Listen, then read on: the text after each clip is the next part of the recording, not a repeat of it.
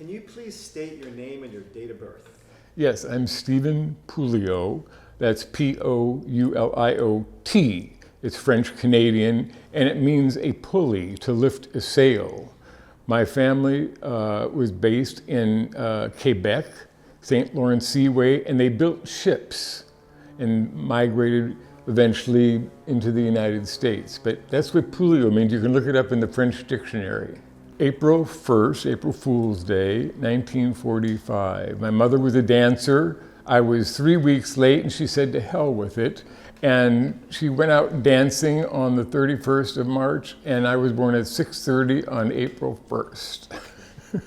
I grew up in the frozen acres of Minnesota, Lake Minnetonka, and my family would drive out, make the long trek out by car to visit my father's good friend, Jerry Burke, who played with the Lawrence Welk Orchestra. So that was our anchor. Jerry Burke was his name, and Jerry was our guide to the wonders of Southern California. I first was exposed to Venice in the 1950s. It was one of the trips, and Jerry said, "Let's go to Venice." He said, "Your eyes will be opened." And so it was the 50s, and this is when the beatniks were living here. The canals had gone into disrepair already, but he took us on a tour, and it was something that impressed me. I had to be, probably 10, 12 years old, and I remember the surfers with their long hair. It was like seeing a different brand of people. And so it impressed me. We went to send a postcard in the post office, and there were people with guitars in the post office around their necks. There were surfers that were wearing shorts that we didn't know how they were kept up, and long hair, and everything that we were told really not to do in Minnesota, like keep your hair cut and wear this and that. It just seemed like a flowering of liberty. And I was, taken by it and never forgot Venice. I started studying, I discovered there was a Venice, Florida. And then later, as I started traveling, Venice, California, I discovered, was a town, it was a destination. People knew about Venice, California from all over the world. And I went to Marquette University, a Jesuit university, and studied journalism, and then I segued to the University of Southern California to get my master's in film. And I would come out here on the weekends and park on Cabrillo. And I was coming out. It was the 70s. I was gay, but it was very hard in those times to be, out. But there was a gay beach, Venice. And I would park on Cabrillo next to a 2-story Victorian that was in bad repair. And I would walk 2 blocks to the gay beach and have a great time. Venice was about people. I lived in the Hollywood Hills. I had a place in the Hollywood Hills, which I love, but everything was enclosed. You walked, but you didn't really meet people. Here you were thrown into a mass of humanity that you couldn't define. And as a writer and a journalist, I was interested in that, and also as a filmmaker, I think it stimulated me. Everything was possible in those days, sex, drugs, rock and roll. It was all happening in Venice. Venice was the place to be free, to express yourself.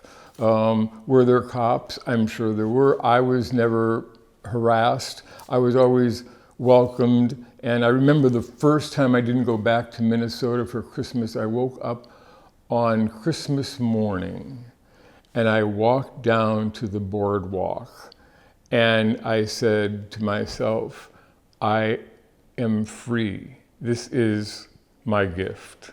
There were other gay men and women who came to Venice, and this is a long story made short. 38 years ago, I was restoring the house in Venice that I will tell you about in a bit. But I was taking a break from restoring the house, came down to take a swim, and there was a Frisbee game going on. I looked up, and standing against a palm tree, looking at the ocean, was a young guy just in jeans, wearing no shirt, and I said to myself, that's the most beautiful back I have ever seen. I hope he doesn't turn around. Of course, at that moment, he turns around and he was drop dead handsome. And I said, great game of Frisbee, right? And so I nodded and turned and headed back. And then I said, turn around. I turned around and he was standing on the boardwalk like this. And we met. And he was from Spain, and we've been together for 38 years. It happened in Venice. You wonder about life when you're my age, about, the things that happen. I used to park my car on Cabrillo, and so one afternoon I, drove to Cabrillo Park, and there was somebody pounding a for sale sign into the two-story Victorian with a dome on it that I always admired, but it was sort of, in rough shape. But it was my landmark. Once I parked there, So I eventually investigated. I had a bit of a career, I was making some money, and I made an offer on the house, and I got the house. And all my friends said, you are crazy. You just made the worst investment. You'll regret this for your life. The house was in such disrepair. A hippie couple lived there, and every surface was painted a phosphorescent color. It took 2 years just to get down to the wood, but it was like revealing this secret. And finally, the house was finished, and I moved in, and I said, this house can't be torn down after all this. And so I applied for historic recognition, and indeed it's now called the Venice of America House. It's a National Historic Landmark, and Los Angeles also considered it a historic monument. The act of restoring my two-story Victorian set off something, because people started to come look at the house, and all of a sudden Cabrillo Avenue, the cottages started to be repaired, painted. So I like to think that the house was some sort of trigger, an incentive for people. And then, of course, slowly things changed on the business front. West Washington Boulevard became Abbot Kinney Boulevard. There was started to be a sense of history. People discovered this history. There were more people who were trying to save the cottages. This was in the 70s, early 80s. And then slowly, Venice became the place to live. Prices went up. Abbot Kinney became, thank you, Esquire magazine, the coolest street in the United States.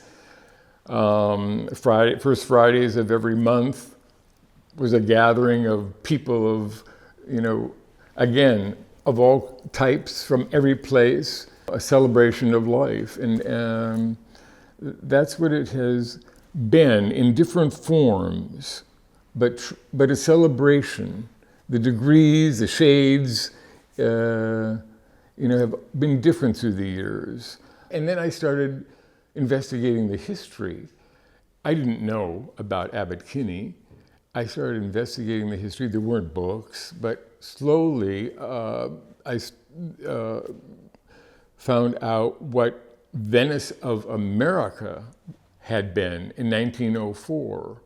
One of the most stellar projects in California, if not the United States. I mean, to build a place that was one of the crown jewels of Europe on the beach of, on the Southern California beach is just wild, God's crazy. But of course, Kinney had been to I believe, the Columbia Exposition, and he had influenced. And of course, you've heard the story about the flip of the coin. Well, tell that story. Well, Kinney owned property, Ocean Park and so forth, and then his partner passed, and he did not get along with the new partners. So he said, instead of going to court, we've got this long stretch of land, Ocean Park, which was for the wealthy living on the beach, and then there was the southern end, which was sand and lagoons and so forth. And he said, let's just take care of this with a flip of the coin. So they did it. They agreed to it. And he won the toss. And he said, I'll take the sand dunes and the lagoons. And everybody was startled. But he had this vision. And I think the soul of that vision is what, this is probably too metaphysical, but I think truly it is that soul of that vision that has penetrated this little corner of the world for all of these years. What is that, do you think? It is come here and give it a try. What is your dream? We're not going to push you away. We might say, go out and take a swim, refresh yourself, but come back and give it another try. If you are an artist, if you are an inventor, if you want to raise a family, that's close by and can walk the sands together. I think that still exists, and every day I walk out on my front porch and I say, thank you. I'm in Venice.